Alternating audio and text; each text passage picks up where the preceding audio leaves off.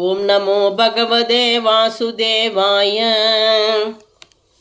శ్రీమద్వాల్మీకి రామాయణం ఆరణ్యకాండం 53 సర్గః. రావణభర్సనం. కముత్పతంతం తం దృష్ట్వా మైథిలీ జనకాత్మజా దుఃఖితా పరమోద్విగ్నా భయే మహతివర్తిని. రోషరోదనతాం రాక్షి భీమాక్షం రాక్షసాదిపం రుదతి కరుణం సీతా హ్రియమానేదమబ్రవీన్.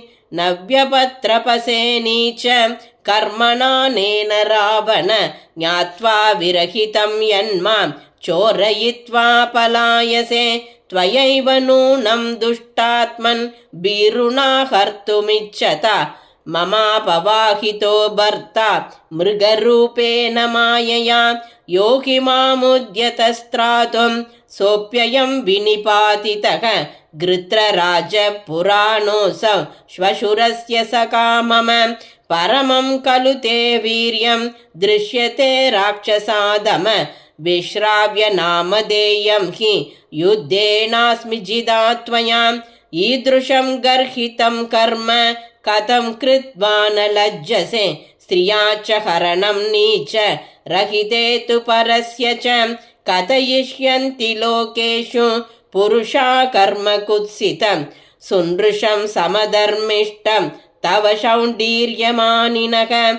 దిక్తే శౌర్యం చ సత్వం చ యత్వం కథితవాంస్తదా. కులాక్రోశకరం లోకే దిక్తే చారిద్రమీదృశం. కిం కర్తుం శక్యమేవం హి యజ్జవేనైవ ధావసి. ముహూర్తమపి తిష్టత్వం న జీవన్ ప్రతియాస్యసి. నహి చక్షుష్పథం ప్రాప్య తయో పార్థివ పుత్రయోః ససైన్యోపి సమర్థస్త్వం ముహూర్తమపి జీవితుం. నత్వం తయో శరస్పర్శం శక్తసోఢుం కథంచన. వనే ప్రజ్వలితస్యేవ స్పర్శమగ్నేర్విహంగమః.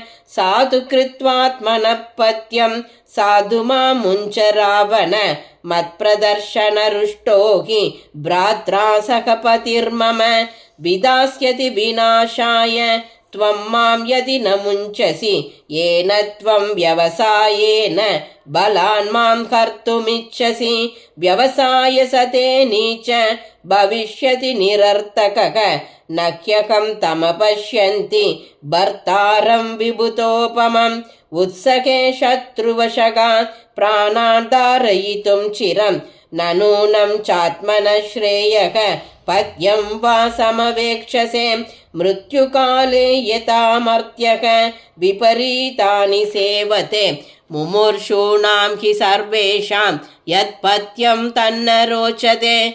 పశ్యాం యద్యహి కంఠే త్వాం కాలపాశావపాశితం. యథా చాస్మిన్ భయస్థానే న బిభేషి దశానన.